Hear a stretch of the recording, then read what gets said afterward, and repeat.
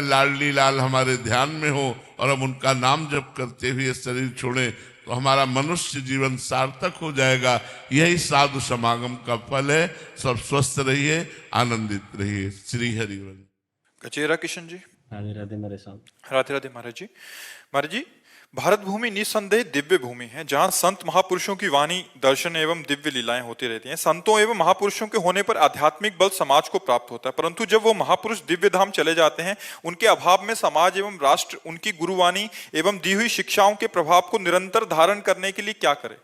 बिना प्रगट संतों के सानिध्य के उनकी वाणी के अनुसार हम चल सकें, बड़ा असंभव है। देखो, संतों की वाणी तो दिव्य है ही है, लेकिन स्वयं भगवान अवतरित होकर, गीता जी ये संत वाणी नहीं, स्वयं भगवान बोल रहे हैं।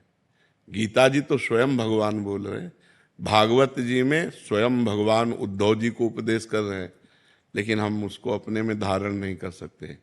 तभी धारण कर पाएंगे जब कोई गीता के अनुसार चलने वाला संत मिलेगा, और उससे जब हमारा संबंध होगा, भाव संबंध, और वो जब अपनी दिव्य अनुभूतियां देगा, तो गीता जी की बात हमें समझ में आने लगेगी, तो हमें गुरुवाणी की बात समझ में आने लगेगी, तो हमें बड़े बड़े सदग्रंथों की बात समझ में आने लगेगी। इसीलिए गोस्वामी जी ने प्रथम भगत संतन कर संगा, सबसे पहली भक्ति रखी है गोस्वामी जी ने, संतों का संग। अगर हमें संतों का संग मिले तो परम सौभाग्य है। अगर संतों का संग न मिले तो केवल ग्रंथ से देखकर हम अपना कल्याण नहीं कर सकते।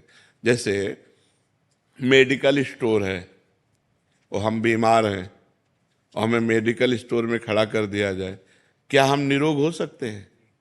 डॉक्टर की जरूरत है कि नहीं? है ले, दवा वहीं रखिए। शास्त्र है मेडिकल स्टोर, और हमें बीमार भवरोग के, अब हमको शास्त्र रूपी मेडिकल स्टोर से हम निरोग नहीं हो सकते, क्योंकि हमें बीच में वैद्य की जरूरत पड़ेगी, डॉक्टर की जरूरत पड़ेगी। मेडिकल स्टोर में ही दवा रखी, अब वो पहले हमारे रोग को समझे और हमारे अधिकारानुसार वो हमें दवा दे, वो मेडिकल स्टोर से ही देगा। लेकिन अगर डॉक्टर से हम ना मिले तो हम अपनी हानि कर सकते हैं। कोई भी दवा टेस्ट करेंगे तो हम परेशान हो जाएंगे। मेडिकल स्टोर है, वो तो बहुत से रोगों की दवा, सब औषधि। तो शास्त्र क्या है? मेडिकल स्टोर है। गुरु क्या है? डॉक्टर है। हम हैं मरीज। तो जब गुरुदेव शोध करके कि देखो, जैसे अभी इससे कहा कि तुम नाम जप करो, कहाँ ठीक है, ये दवा बताई, सदगुरु वैद्य वचन विश्वासा संयम यह न विषय कयासा। सदगुरु रूपी डॉक्टर की बात मान लो और परहेज करो। जो गंदी बातें हम कहो, गंदी बातें छोड़ो, विषय की आशा को त्यागो, ये परहेज है।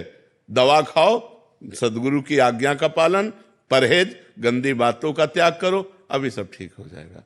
तो हम केवल शास्त्र या सदगुरु वाणी से जो लिखित है उससे हमको प्रगट में चाहिए, प्रगट में संत रूपी डॉक्टर चाहिए। वो हमारी नाड़ी पकड़े कि हम किस कोटि के मरीज हैं और उसी कोटि की दवा हमको दे तो हमारा कल्याण हो जाए।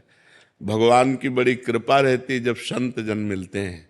जब द्रवै दीन दयालु राघो तो साधु संगति पाइए। संतों का संग मिलता है। जिस दिन हमारे संत महापुरुष सब जैसे बड़े बड़े अंतर्धान हो गए, अब यत्र तत्र कहीं संत जो स्वयं भगवान में स्थित हैं और भगवान में स्थित करना जानते हैं, अन्य को भी भगवत भाव में स्थित करना जानते, बीच में कोई लेन देन नहीं। अध्यात्म कभी बिकता नहीं और जो बिकता है वो अध्यात्म होता नहीं।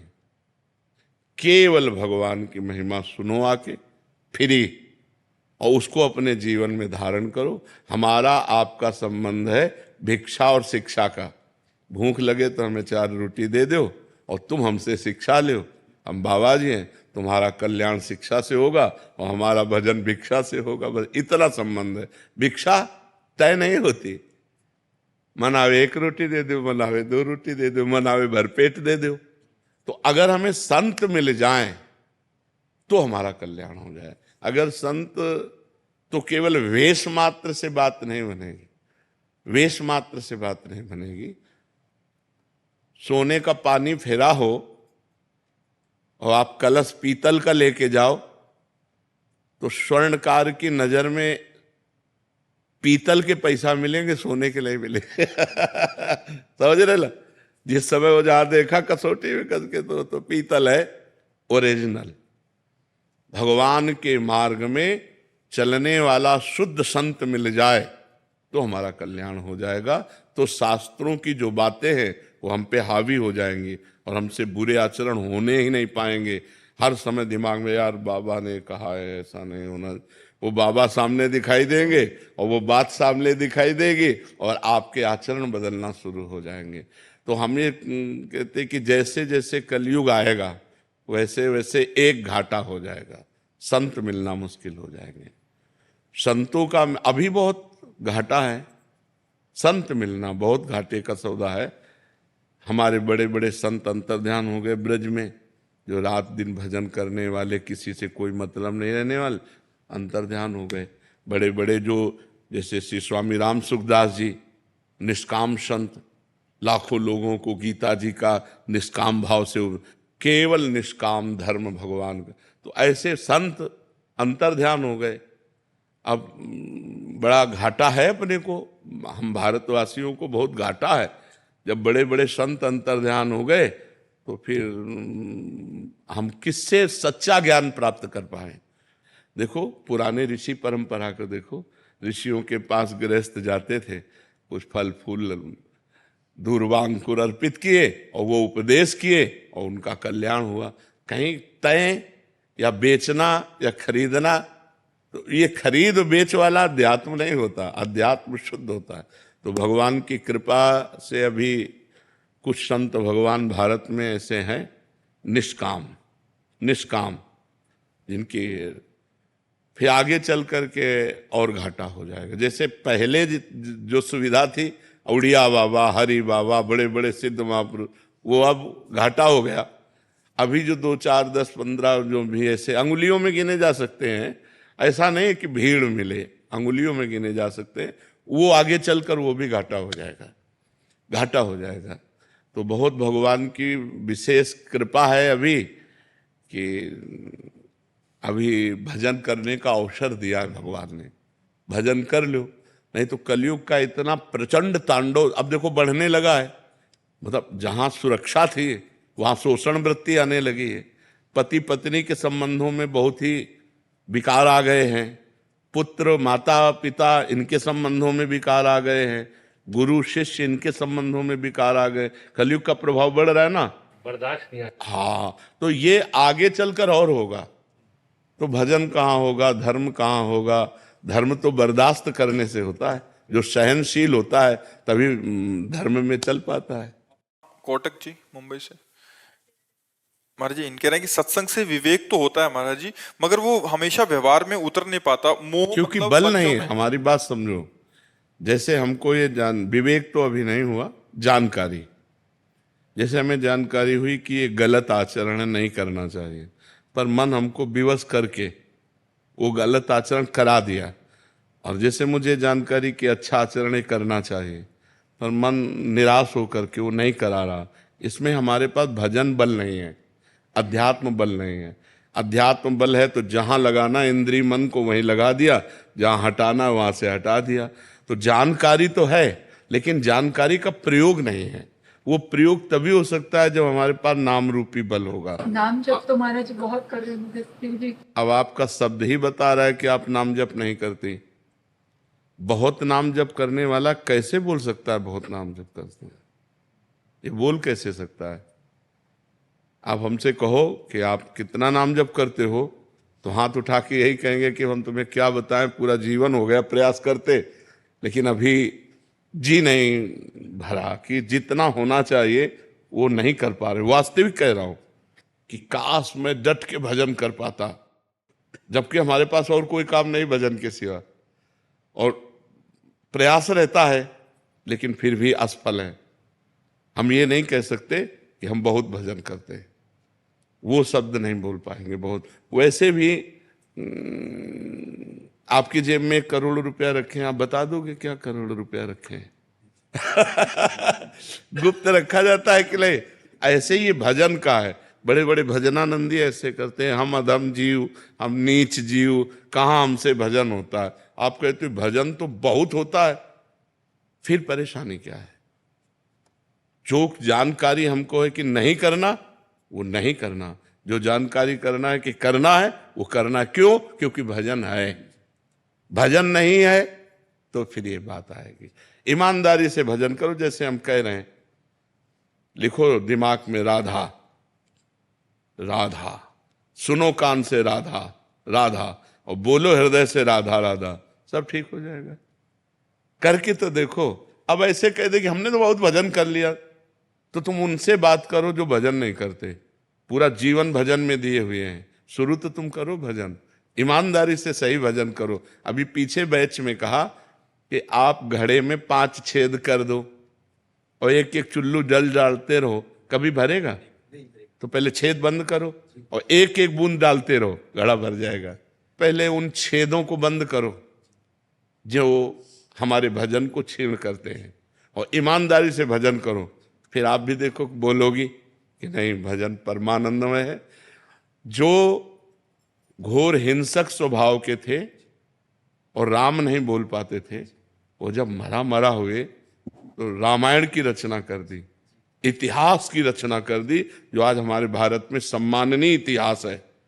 तो आप विचार करो, हम कहते हैं बहुत भजन करते हैं, कुछ ऐसा नहीं होता, तो वो बात तुम्हारी हम कैसे मान ले जब हम भी भजन करते हैं और ऐसा होता है? कोई चिंता नहीं, बेपरवाह, न मृत्यु की चिंता, न दर्द की चिंता, न कोई भय। तो हमारा प्रतिपल आनंद में बीतता है। किससे? नाम से, भगवान के भजन से। ये हम प्रमाण तुम्हें खुद इसलिए देते हैं कि अब जैसे आपने कह दिया और 4 लोगों ने सुना कि हम बहुत भजन करते हैं लेकिन ऐसा नहीं। हम ये नहीं कह सकते कि बहुत भजन करते हैं लेकिन करते हैं और उसका परिणाम तुमको हम दिखाई देते हैं, ऐसा नहीं। भजन व्यर्थ नहीं जा सकता, भजन व्यर्थ नहीं। हाँ, ये जरूर है कि बहुत जन्मों के हमारे पुराने संस्कार हैं, पाप हैं, तो अब हम थोड़ा भजन करना शुरू किया और वो हमको घसीटते हैं माया की तरफ। अब हम और भजन बढ़ावें, और भजन बढ़ावें, धीरे धीरे ऐसा होगा कि वो घसीट के हमारे पास आ जाएंगे। हाँ, निराश नहीं होना। बहुत जन्मों का बिगड़ेल मन है तो हमें निराश नहीं होना, पर हमको भगवान के नाम की अश्रद्धा वाली भी बात नहीं कहनी। यार हम बहुत नाम जप करते हैं, ऐसा नहीं। ऐसा बोलने से नाम की महिमा पर वो अंगुली उठती है और वो हम उठने नहीं देंगे, क्योंकि हम स्वयं आपके सामने बैठे हैं। उसके प्रमाण हैं कि हर कष्ट, हर परिस्थिति, हर व्यवस्था भगवान सब व्यवस्था करते। किसी महीने में ऐसा नहीं होता कि यार बिजली का बिल नहीं भरने को हुआ, यार ऐसा नहीं हो, सब व्यवस्था भगवान करते। तो नाम का आदर करो और आदर पूर्वक नाम जप करो, सब ठीक हो जाएगा। महेश सिंह। राधे राधे महाराज जी। राधे राधे महाराज जी। महाराज जी, ईश्वर का स्वरूप क्या है? वो साकार है या निराकार? पहली बात तो अलग है या सृष्टि ही ईश्वर? अनिर्वचनीय स्वरूपम, पहला उत्तर है अनिर्वचनीय स्वरूपम। राम अतर्क बुद्धि मन वाणी, मत हमारे या सुनो भवानी। ईश्वर क्या है यह अनिर्वचनीय है, फिर भी ब्रह्म ऋषियों ने उनका वर्णन किया है। वो सच्चिदानंद रूपाय, वो सच्चित आनंद रूप है। फिर आगे कहा विश्वोत्पत्त्यादि हेतवे, वही विश्व के उत्पन्न करने का हेतु है। हेतु का मतलब वही विश्व बना हुआ है, उसके अलावा विश्व नाम की कोई चीज नहीं। मत्ता परतरम नान्यत किंचिदस्ति धनंजय, हे अर्जुन मेरे सिवा कोई कुछ है ही नहीं, किंचन मात्र कुछ नहीं। वेद कहता सर्वम खलविदम ब्रह्म, नेह नानास्ति किंचन, ब्रह्म के सिवा किंचन मात्र कुछ नहीं है। उपनिषद कहता है ईशावास्यमिदम सर्वम यत् किंचे जगत्याम जगत, ईश्वर के सिवा किंचन मात्र जगत में और कुछ नहीं है। हरिवंश महाप्रभु कहते हैं ये क्रूरापि पापिनो न च सताम संभाष्य दृश्यास्ते, सर्वान वस्तुतया निरीक्ष परम स्वाराध्य बुद्धिर्मम। जो दुष्ट दिखाई दे रहे हैं, पापी दिखाई दे रहे हैं, घोर निंदनीय है, वार्ता करने योग्य भी नहीं है, वो भी साक्षात राधा वल्लभ लाल है, ऐसी मेरी दृष्टि है। गोस्वामी तुलसीदास जी कह रहे हैं, जड़ चेतन जग जीव जत सकल राम में जान, बंदों सबके पद कमल सदा जोरी जुग पान, सी राम में सब जग जानी, करो प्रणाम जोरी जुग। पहला उत्तर है अनिर्वचनीयम ब्रह्म स्वरूपम। वो वाणी प्राकृतिक है, बुद्धि प्राकृतिक है, और वो अप्राकृतिक चिदानंद है। वाणी सीमित है, वो असीम है। बुद्धि एक देशी है, वो अनंत है। जैसे सीप में समुद्र नहीं नापा जा सकता, ऐसे बुद्धि से परमात्मा का आकलन नहीं किया जा सकता, क्योंकि बुद्धि एक प्राकृतिक वस्तु है। वाणी एक इंद्री, वाक इंद्रिय है, ये प्राकृतिक है, और वो अप्राकृतिक चिदानंदमय है। फिर जब हम उसका ज्ञान प्राप्त करते हैं तो सब कुछ वही है, उसके सिवा कुछ नहीं है। वही प्राकृतिक है, वही अप्राकृतिक है। जैसे शास्त्रों में वर्णन आया है, अष्टधा प्रकृति से ही संपूर्ण सृष्टि प्रकट हुई है।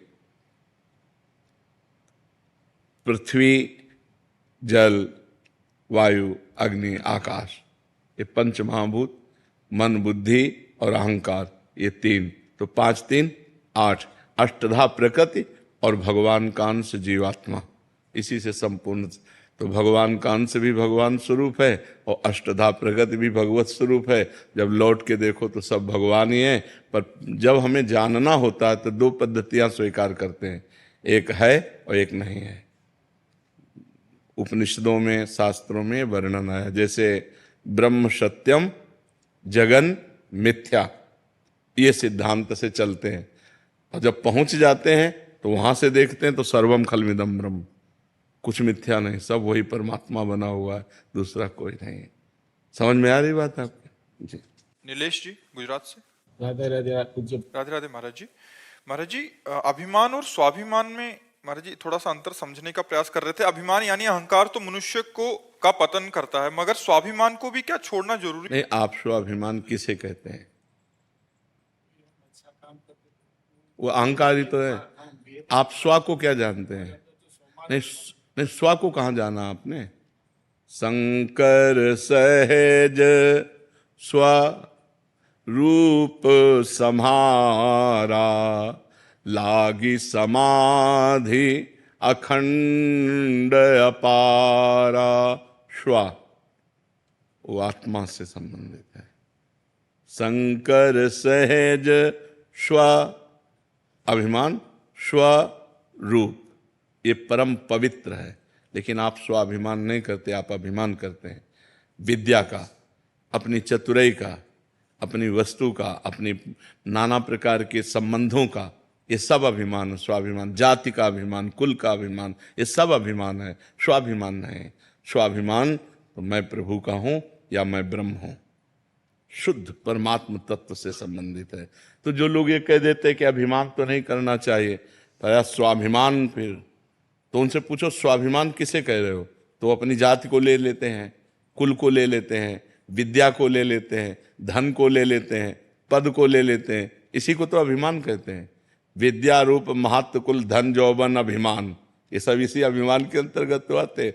स्वाभिमान, मैं भगवान का हूं, मैं प्रभु का अंश हूं, अभी आत्म तत्व से जुड़ गया, या मैं ब्रह्म हूं, अब ये परम पवित्र है, इसको कोई मिटा नहीं सकता।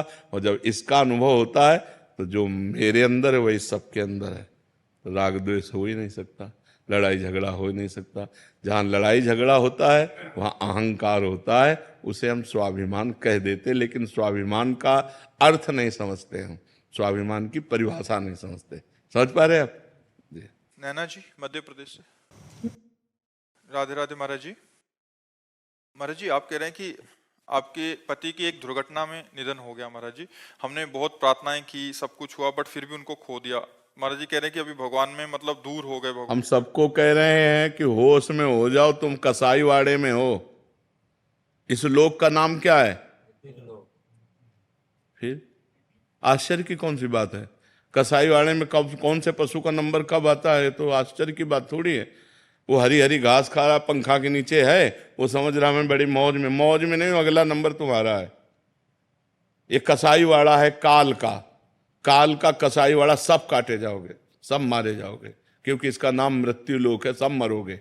कोई आश्चर्य की बात, कोई संशय की बात? कोई गर्भ में मर जाता है, कोई गर्भ से बाहर आके मर जाता है, कोई बाल्यावस्था में मर जाता है, कोई जवानी में मरता है, कोई बुढ़ापे में मरता है। मरना तो है ही, और अपने कर्म के अनुसार मरना ही पड़ेगा। तो भगवान पे श्रद्धा करने की जरूरत इसमें क्या है?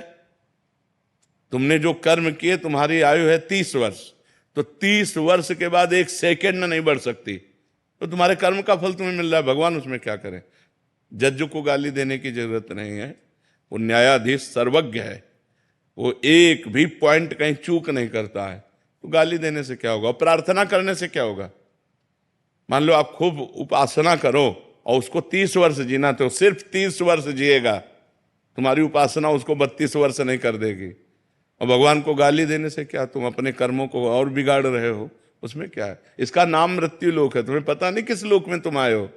मृत्यु लोक, जहां हर समय मृत्यु का भय है, सब मरोगे, कोई नहीं बचोगे। समय है, तुम्हारे बाप मर गए, तुम्हारे बाबा मर गए, तुम भी मर जाओगे, ऐसे क्रम है। तुमसे लड़के उत्पन्न हुए, वो सयाने हुए, वो मरे, उनसे उत्पन्न हुए, वो सयाने हुए, वो मरे, ये क्रम चल रहा है। कार में बैठे जा रहे हैं, फिल्मी गाना सुनते हुए चले, एक्सीडेंट हुआ, पूरा परिवार मर गए। इसका नाम मृत्यु लोक है। यहाँ सब चाट जाएगा मृत्यु, किसी को बख्शेगा नहीं। कोई मरना नहीं चाहता और किसी अपने पारिवारिक जनों को कबूतर ने देखा बिल्ली आ रही तो आंख मूंद लिया कि है ही नहीं बिल्ली, तो बच जाएगा क्या? वो तो फाड़ के खा जाएगी। तो ऐसे है कि हम मृत्यु की बात सुनना नहीं चाहते, हम मरना नहीं चाहते। तुम्हारे चाहने से है, अब तो गड़ासे में आ गए हो, काटे जाओगे, पक्का काटे जाओगे। कैंसर, दिल फेल, किडनी फेल, ये सब क्या है? मृत्यु के गड़ासे हैं, मार रहे हैं, पूरे जगत को मार रहे हैं।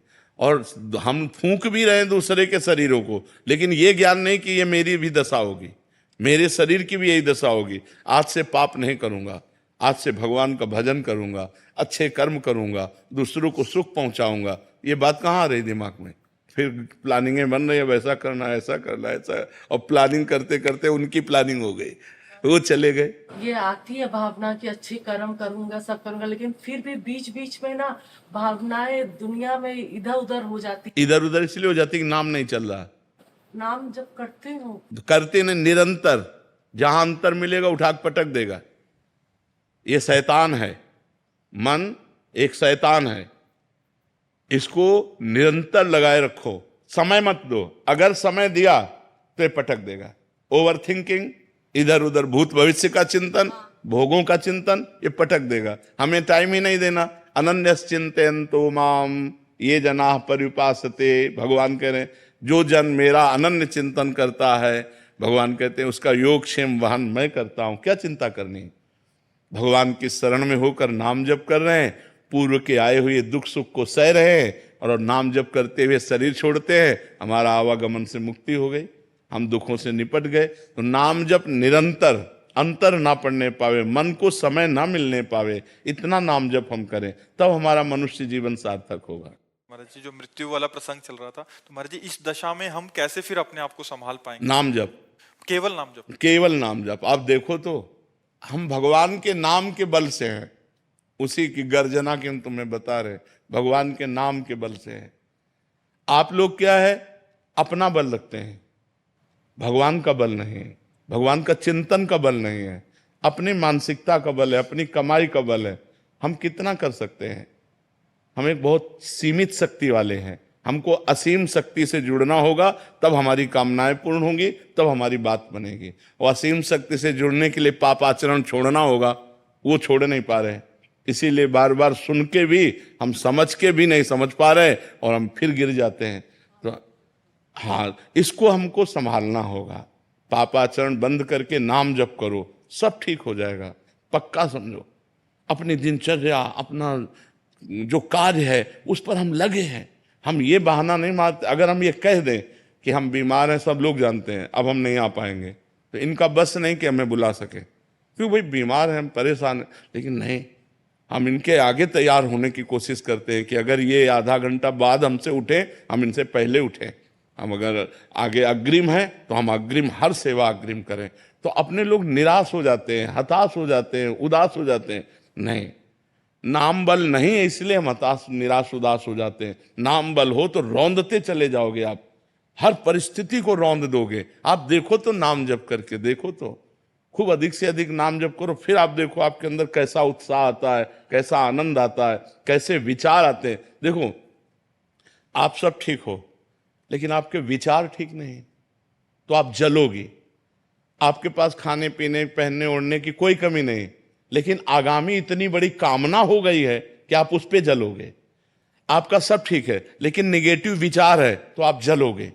यही चीजें तो अपने अंदर खोजो, निगेटिव विचार, अधिक से अधिक बड़ी कामना। हम जितने पे उतने में संतोष नहीं, बड़ी कामना वो हमें जला रही है। फालतू के विचार जला रहे हैं, फालतू के राग द्वेष के विचार जला रहे हैं। इन्हीं को तो नष्ट करने के लिए अध्यात्म है।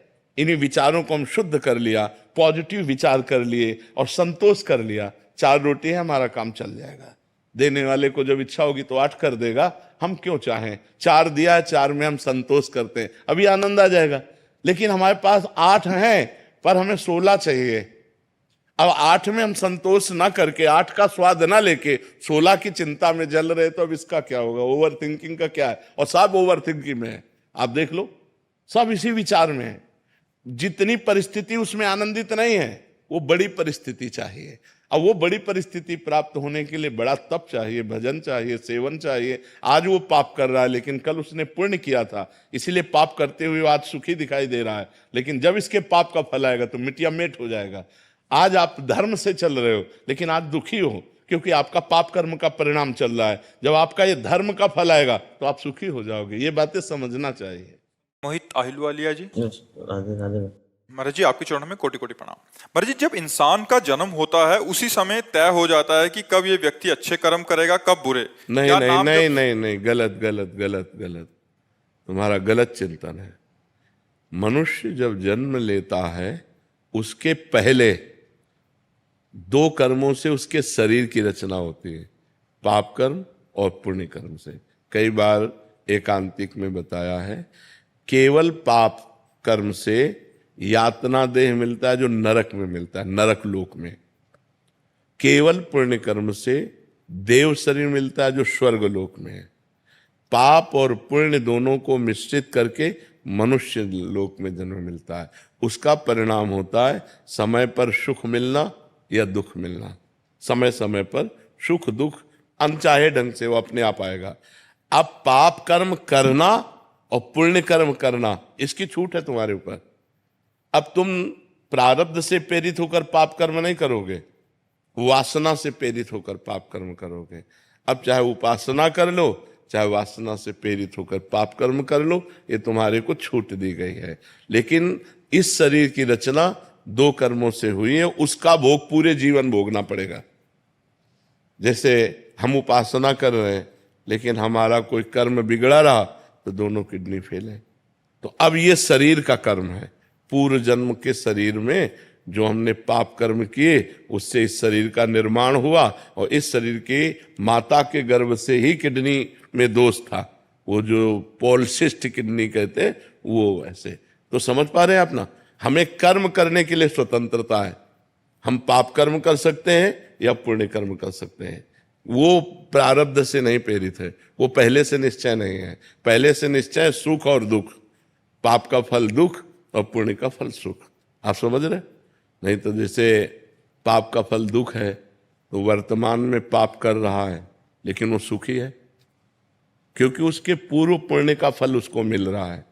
वर्तमान में कोई पुण्यात्मा धर्मात्मा है लेकिन वो दुख भोग रहा है, क्योंकि उसके पूर्व के पाप का फल उसे भोगने को मिल रहा है। समझ पा रहे हैं आप? तुम्हारा जी इनका था कि नाम जब से भाग्य में लिखे बुरे कर्म टल सकते हैं। हाँ बिल्कुल टल सकते हैं। अगर हम पर उसका हिसाब है, अगर 1 किलो हमारा पाप कर्म है, उदाहरण में बता रहे हैं, और 25 ग्राम हमारा नाम जप है, तो क्या होगा? कुछ नहीं हो पाएगा। जब 1 किलो के ऊपर नाम जप पहुंचे तब 1 किलो को रद्द करेगा। तो ऐसे अनंत जन्मों के हमारे पाप हैं, तो हमें डट के नाम जप करना चाहिए। जितना हम नाम जप करेंगे उतने हमारे पाप क्षीण होते जाएंगे और हमारे अंदर प्रसन्नता, आनंद, सुख ऐसी वृद्धि होती जाएगी। समझ पा रहे आप? अखिलेश मिश्रा जी। राधा वल्लभ श्री हरि। श्री हरिवंश महाराज जी। महाराज जी, मन श्यामा श्याम के गौर श्याम चरणों में आश्रय लेकर हर समय डूबा रहे, लेकिन जो संकल्प विकल्प स्फुरित होते रहते हैं मन को बार बार संसार की ओर ले जाते हैं, ऐसे में भजन को और कैसे बढ़ाएं और शरणागति कैसे पुष्ट करें? अपना क्यों मान रहे हो? अपनापन हटा दो। इनका मन चंचल है, आपको कोई परेशानी है? कोई परेशानी नहीं। तो जब आपने तन, मन, प्राण, बुद्धि, अहंकार यही तो शरणागति में समर्पण किए जाते हैं, तो हमने दे दिया भगवान को। इनका अपना मानने से ही मलिनता बनी हुई है, अपना मानने से ही अपने को कष्ट है। पूर्ण बेपरवाह हो जाओ। ऐ मन, तुम्हें जहां जाना है जाओ, राधा राधा राधा, तुम्हें जो करना है करो। अब हमने भगवान के हवाले तुम्हें कर दिया। जब हम पूरा मकान दे देते हैं तो सब कुछ, कूड़ा करकट, खिड़की, छिपकली, जाला, सब उसके नाम हो जाता है जिसको दे देते हैं। अब उसको क्या सफाई करनी है, क्या अनुकूलता में, वो देखे। उसको अपने मकान में अनुकूलता क्या करनी। अब हमने अपना सर्वस्व भगवान को अर्पित कर दिया। अर्पण करने के बाद हमारा एक ही कर्तव्य है, मामुनिष्मद युद्ध चय। जो ड्यूटी मिली वो ड्यूटी करना और नाम जप करना। मन लग रहा है, बढ़िया है। नहीं लग रहा, बहुत बढ़िया है। शांत है, अच्छा है। नहीं शांत है तो उस समय में ध्यान देना कि मैंने मन को प्रभु को दे दिया है। अगर यह अशांत है तो प्रभु जाने। प्रभु सर्व सामर्थ्यशाली है, वो जब चाहेंगे तब शांत कर देंगे। मेरा मन अब नहीं है, ये मन प्रभु को दे दिया। मेरी इंद्रियां अब नहीं है, ये प्रभु को दे दिया। मेरा अहंकार प्रभु को समर्पित है। निर्भय, निश्चिंत, निशोक और विपरीत भावना का त्याग और परीक्षा न करना, ये लक्षण शरणागति के होते हैं। मेरे में तो सद्गुण नहीं है जो संतों में होने चाहिए, तो मैं शरणागत कैसा? अब मैं प्रभु का हूं। अगर वो मुझे दुर्गुणी बनाकर रखना चाहते हैं तो मैं सद्गुणी बनना नहीं चाहता। राजी रहो आप, देखो करके एकदम मस्ती आ जाएगी। जिसमें आप राजी हो उसमें मैं राजी हूं। मुझे न नरक चाहिए न स्वर्ग चाहिए, आपकी प्रसन्नता चाहिए। जेहि विधि प्रभु प्रसन्न मन होई, करुणा सागर कीजे सोई।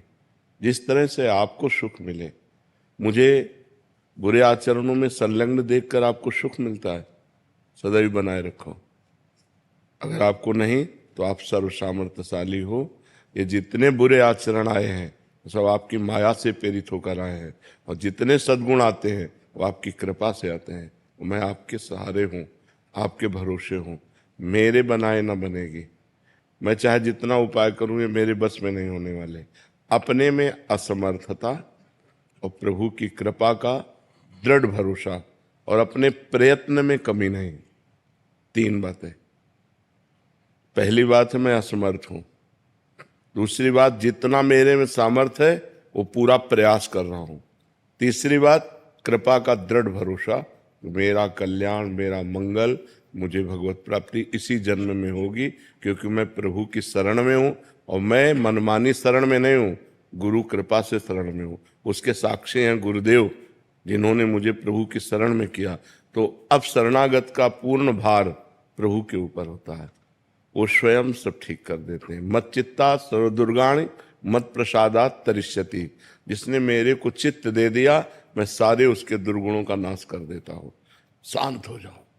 ये अनंत जन्मों से भटका हुआ मन अगर 1 मिनट भी लग रहा है प्रभु में तो बड़ी कृपा है। अनंत जन्मों का विषयाभ्यासी मन 1 मिनट भी प्रभु में लग रहा है तो बड़ी कृपा हमारे ऊपर है।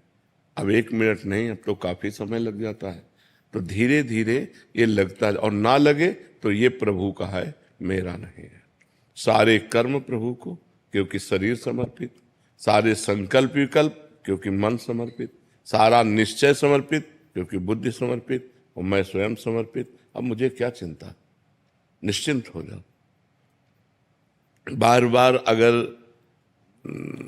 बीज को गाड़ करके देखोगे उखाड़ के कि जगह की नहीं जगह, तो बीज बेकार हो जाएगा। एक बार हमने विश्वास करके अपने जीवन को भगवान के हवाले कर दिया। जब कोई परेशानी हो तो परेशानी के समय हमें, जैसे हम देख रहे हैं मन बहुत परेशान कर रहा है, तो छोटा बच्चा जैसे कोई आपत्ति आती है तो निवारण तो कर नहीं सकता, मच्छर काट रहा है या कुछ भी है, वो रो देता है। बस हम रो दे, प्रभु देख लो, आपको समर्पित करने के बाद भी मन की ये हालत है, प्रभु अब आप देख लो। एक कृपा को आएगी, संभाल के चली जाएगी। जन्म जन्म का बिगड़ा मन, बहुत करुणा सिंधु भगवान है, और उन्हीं से बनेगा। गोस्वामी तुलसीदास जी कह रहे हैं, हो हार्यो करी जतन विविध विधि अतिशय प्रबल अजय। हर उपाय करके हमने देख लिया है, मन बहुत प्रबल है। तुलसीदास बस होए तबहि जब प्रभु प्रेरक बन गए। इस मन को पावर देने वाले आप हो। इंद्रियाणाम मनश्चास्मि, आप रोक दो, मेरे बस की बात नहीं, मैं आपकी शरण में हूँ। प्रधान साधन ये है, और सहयोगी साधन है, चाहे मन लगे या न लगे, नाम जप नहीं छूटना चाहिए। महामनुष्य भगवान से एक ही बात मांगनी चाहिए, धन देव या ना देव, सुख देव ना देव, हमारी इच्छा पूर्ति करो ना करो, एक बात कर दो, आपको भूलू नहीं। बिसरी हो ना बिसारी हो, यही दान मुहि देव, श्री हरिवंश के लाड़िले मुहि अपनी कर लो। मैं आपकी स्मृति में डूबा रहा हूं, आपके भजन में डूबा रहा हूं, इतनी सामर्थ्य दे दो। अब मन भजन में डूब रहा है तो शरीर के दुख सुख की परवाह क्या, और यहाँ की संपत्ति का कोई महत्व नहीं है। चाहे अरबों जमा कर लो, मरोगे तो 25 पैसे साथ नहीं जाने वाले, तो क्या महत्व। जो है उसी में संतोष करो और नाम जप करते हुए जीवन व्यतीत करो, और हर क्षण सोचते रहो कि मैं प्रभु की शरण में हूँ। शरणागत का पूरा भार प्रभु के ऊपर होता है। अपनी चिंता करना मेरा कलंक है शरणागति में, भगवत चिंतन करना हमारा कर्तव्य है। अब हमारी चिंता भगवान करेंगे, क्योंकि मैंने भगवान को अपने आप को समर्पित कर दिया। इसके साक्षी गुरुदेव हैं, गुरुदेव ने मुझे शरणागत किया। इसके जैसे ब्याह होता है ना, तो पंडित पाणी ग्रहण करवाता है, ऐसे आपका कर कमल, श्री जी के कर कमल में श्री जी का आपके, ये गुरुदेव ने कराया है, हाथ पकड़ाया है। मंत्र देने का मतलब क्या है, उनकी शरण में कर देना। जब गुरुदेव ने कर दिया तो बेपरवाह हो गए, उसके साक्षी गुरुदेव हैं। मैं आपकी शरण में हूँ, आपकी सारी जिम्मेवारी है। जो हमको सामर्थ्य दिए उतना हम भजन कर रहे हैं, उतना हम रोक रहे हैं, जो नहीं रुक रहा था। ऐसे अभी आनंद आने लगेगा। निर्भय हो जाओ, निश्चिंत हो जाओ। अंदर की वृत्तियां हमारी खराब हैं, हमारे कोई भावना नहीं, हमारे कोई आचरण शुद्ध नहीं, तो भी मैं प्रभु का हूं। मैंने प्रभु को समर्पित कर दिया है। उनकी माया के प्रभाव से मेरे भाव शुद्ध नहीं, मेरे आचरण शुद्ध नहीं। अब ये वो देखें, माया को प्रबल करते हैं कि भक्ति को प्रबल करते हैं। ये बात शरणागति में अंदर बैठा लेनी, सब ठीक हो जाएगा। मन बुद्धि चित्त अहंकार आदि को अपना मानने से मलिनता होती है, और प्रभु का मानने से निर्मल हो जाते हैं। सीधी बात है। इनको प्रभु का मानो, अपना मानना बंद करो। जहां ये भागे, जहां परेशान करे, वहीं सोचो हमने तो प्रियालाल को दे दिया इनको, अब वो जब चाहेंगे तब उठा लेंगे। अब उन्होंने स्वीकार कर लिया, अब गंदा है तो उनका, अच्छा है तो उनका, तो भगवत प्राप्ति पक्की, उसमें कोई संशय नहीं होगा, क्योंकि आपने प्रियालाल को समर्पित कर दिया। समझ पा रहे हैं आप जी? दिव्यांशु मेहंदी रत्ता जी, राधा वल्लभ श्री श्री हरिवंश महाराज जी। महाराज जी, लगभग 9 महीने से आपके साथ यूट्यूब के माध्यम से जुड़ा हुआ हूँ। आपके बताए गए मार्ग पर चलने का निरंतर अभ्यास भी कर रहा हूँ, नाम जप भी कर रहा हूँ। सब परिवर्तन और अनुभव कर रहा हूँ कि नाम जापक जैसा होना चाहिए। अभी हाल में ही महाराज जी आपके मुख से 13 करोड़ नाम जप की महिमा सुनी। इस जीवन में कम से कम 13 करोड़ नाम जप का लक्ष्य बनाया, परंतु इस संख्या तक पहुंचने तो काफी साल लग जाएंगे। तो महाराज जी आपका प्रश्न है कि जीवन कितना बाकी है इसका तो पता नहीं है, बट जैसे आपने बताया था कि नाम भगवान को ट्रांसफर कर दो और किसी को भी उसका फल दे सकते हैं, उसी प्रकार स्वयं निरंतर नाम जप करने का अभ्यास के साथ साथ क्या किसी ब्राह्मण पंडित को भी साथ में लगा लें ताकि वो इनके हिस्से का करते रहे, ट्रांसफर किसका है? करते रहे। ले आखिरी बिल्कुल निर्णयात्मक बात है कि अभी हमारी शाम तक मृत्यु होनी है और हम प्रयास हैं, 1 करोड़ नहीं हुए, राधा राधा राधा राधा राधा, तो हम मर जाते हैं। तो जो 13 करोड़ का फल है ना, वो इतने में मिल जाएगा। बात समझ रहे ना? हमें लक्ष्य बनाना है, पूर्ति भगवान के हाथ है। मान लो हम कह रहे हैं कि हम 13 करोड़ नाम जप करेंगे और 13 सेकंड का हमें भरोसा नहीं कि हम जिएंगे कि नहीं, तो बात समझनी है। हमारे लोगों का जीवन बड़ा संशयपूर्ण है, इसका नाम मृत्यु लोक है। कभी भी हम मर सकते हैं, पता नहीं कल मिलेगा कि नहीं मिलेगा, कल आएगा कि नहीं आएगा। हम आज ही डनंग जाए तो क्या फायदा, कल का वादा किए। तो हम अभी करें, काल करे सो आज कर, आज करे सो अब, पल में परलय होएगी, बहुरी करोगे कब। हमारा कर्तव्य है कि हम वर्तमान के समय को भगवान में लगाएं। अभी अगर अभी हम राधा राधा बोल रहे हैं तो हर समय हमारा वर्तमान ही तो होगा। हम वर्तमान के समय को प्रभु के चिंतन में लगाते हैं और हमारा शरीर छूट जाता है तो हमें भगवत प्राप्ति होगी, जो 13 करोड़ में होगी वो 13 बार में भी हो सकती है। तो हम 13 बार वाला विश्वास रखें, 13 करोड़ वाला तो हम पे भरोसा क्या।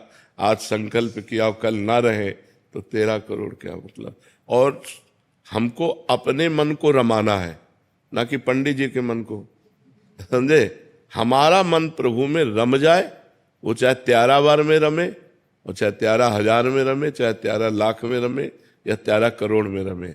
ये मेरी पर्सनल बात है।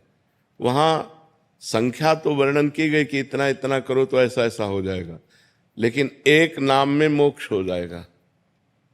अजामिल ने अंतिम समय अपने पुत्र को पुकारा, उसका नाम था नारायण। नारायण, और प्राण छूटने का समय आ गया।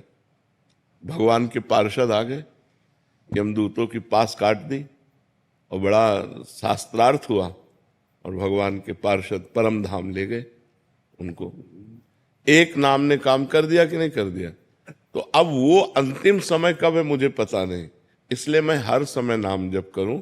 वो 13 करोड़ तक पहुंचे, वो 13,000 तक पहुंचे या 13 तक पहुंचे, आपको भगवत प्राप्ति निश्चित होगी। बस समझ रहे ना? हाँ, पंडित से कराने की जरूरत नहीं है। देवेंद्र जी गंगानगर से। राधे राधे। राधे राधे महाराज जी। महाराज जी, लोग सत्य मार्ग पर चलने व बोलने पर समाज व रिश्तेदार सत्य का साथ न देकर गलत का साथ देते हैं। हमें सत्य पर चलने वालों को तुच्छ समझकर समाज से अलग व विरोध करते हैं। ऐसा क्यों महसूस करवाते हैं कि सत्य बोलना गलत है, गलत को ही प्राथमिकता देते हैं महाराज जी? ये सब ब्रह्मा जी के 4 पुत्र हैं, सतयुग, त्रेता, द्वापर, कलयुग। सतयुग से कहा बेटा हमने नरक का निर्माण किया है, ध्यान देना। तो सतयुग ने कहा हमारे राज्य में कोई नरक नहीं जाएगा। त्रेता से कहा तो उनका हम बड़े भैया का अनुसरण करेंगे, सतयुग का। द्वापर से कहा, उन्होंने कहा विचार करेंगे कि आपकी आज्ञा का पालन करें। कलयुग से कहा तो कलयुग ने कहा जैसे बड़े भैया ने कहा हमारे राज्य में कोई नरक नहीं जाएगा, ऐसे वादा करते हैं हमारे राज्य में कोई स्वर्ग नहीं जाएगा, सीधे नरक हाउसफुल करेंगे, इसीलिए कोई साथ नहीं देता कलयुग में। बात समझ रहे हो ना? अगर आप सत्य से चलोगे तो आपको विरोध करने वाले मिलेंगे, शाबाश कहने वाले नहीं मिलेंगे। आपको नीचे गिराने वाले मिलेंगे, लेकिन आपको ये नहीं कहेंगे वाह धन्य है यार तुम हमारे कुल में पैदा हुए, सत्य पर चलने, धन्य है तुम हमारे मित्र हो, सत्य पर चल रहे हो, हमारे गांव के हो, सत्य पर चल रहे हो, बहुत सुंदर। अगर तुम किसी की जरूरत पर 500 रुपया दे दोगे तो तुम्हें बेवकूफ समझेगा, भोला है। आप जानबूझ करके उसका हित कर रहे हो, वो आपकी बेइज्जती करेगा। ये कलयुग का स्वभाव है, ये कलयुग का प्रभाव है। कोई किसी का हित नहीं करता। आप अपने को सत्य मार्ग में चलाइए, सिर्फ भगवान आपका साथ देंगे, इंसान आपका साथ नहीं दे सकता, क्योंकि इंसान कलयुग से प्रभावित है। और जो धर्म से चलने वाले हैं वो आपको बहुत प्यार करेंगे। देखो आप लोग कहीं ना कहीं धर्म का आश्रय लें तो आप हमें प्यार कर रहे हैं कि नहीं? हाँ, तो ऐसा नहीं कि कोई प्यार नहीं करेगा, नहीं, कोई करेगा, वो भगवान करेंगे। और जब भगवान की कृपा आपके ऊपर होगी तो फिर सब प्यार करेंगे। जहां पर कृपा राम की हुई ता पर कृपा करे सब कोई। हाँ, तो भगवान से प्यार चाहो, कोई इंसान तुम्हारा सपोर्ट करे, मुझे लगता है ऐसा बड़ा मुश्किल है, बड़ा मुश्किल है बच्चा। इसलिए धर्म से चलो, किसी इंसान के सपोर्ट या उससे हम धर्म अपना नहीं छोड़ेंगे। फिर माता पिता को तकलीफ होती है गुरुदेव, तो बुरा करना मैं हमने सत्य के मार्ग पे चल के सही किया, जी, तो माता पिता को, वो गलत लोग होते हैं कुछ गांव में, वो कहते हैं कि आपके लड़के ने देखो ऐसे। किसी की नहीं, किसी की भी बात नहीं माननी। सत्य के लिए सबका त्याग करना है। अगर माता पिता भी सत्य से विचलित हैं तो जाके प्रिय न राम वैदेही तजिए ताहि कोटि बैरी सम जद्यप परम। सत्य का मार्ग अकेला होता है। सत्य के मार्ग पे प्रहलाद जी चले तो हिरण्यकश्यप पिता है, विरोधी हो गया ना। सत्य के मार्ग पे चले तो कैकेयी जी विरोधी हो गई ना। राम जी को 14 वर्ष का वनवास और भगवान के सत्य के मार्ग पे चले तो बलि जी के गुरु ही विरोधी हो गए। बलि जी जब 3 पग पृथ्वी दान करना चाहे तो शुक्राचार्य जी मना कर। सत्य के मार्ग पे चलने में गोपियों के पति विरोधी हो गए। तजो पिता प्रहलाद विभीषण बंधु भरत महातारी गुरु बलि तजो कंत ब्रज बनि तन भे मुद मंगलकारी। सब मंगल करने वाले बन गए, इसलिए ऐसा नहीं। फिर गुरुदेव मन में शंका होती है कि हम माता पिता को कैसे खुश रख। नहीं, कोई खुश हो या ना हो, सत्य अगर सही ढंग से चल रहे हो तो पूरे विश्व को खुश करने की सामर्थ्य आ जाएगी। थोड़ी देर के लिए वह संतुष्ट होंगे, उनका भी कल्याण हो जाएगा। असत्य पे चलने से उनका भी पतन हो जाएगा और सत्य से चलने से उनका भी मंगल हो। आज वो खुश नहीं, लेकिन उनका परिणाम बहुत अच्छा मिलेगा, क्योंकि आप उनकी संतान हो। यदि नाम जप करते हो, धर्म से चलते हो, कोई पाप कर्म नहीं करते, तो तुम अपने माता पिता का भी कल्याण कर दोगे। वर्तमान में वो गाली देंगे, लेकिन अंत में उनका कल्याण होगा। और अगर अभी गलत चलोगे तो वर्तमान में भले रुपया लेके उनको दे जाके, लेकिन वो भी नरक जाएंगे और आप भी नरक जाओगे। तो हमें चाहिए सत्य पे चलना, कुछ भी हो जाए। सत्य पे चलने वाले किसी की परवाह नहीं करते, किसी की भी। 2 साल से अकेले ही चल रहे हैं मार्ग पे। नहीं, भगवान सबके साथ हैं। हम तो बचपन से अकेले चल रहे हैं। विचार करो, 11 वर्ष की अवस्था से भागे थे इस सत्य के मार्ग में, तो भगवान निर्वाह करके अब 55-56 की जो भी अवस्था है निर्वाह कर दिया। बहुत बड़ी जिंदगी निर्वाह कर दी, भगवान निर्वाह करते हैं।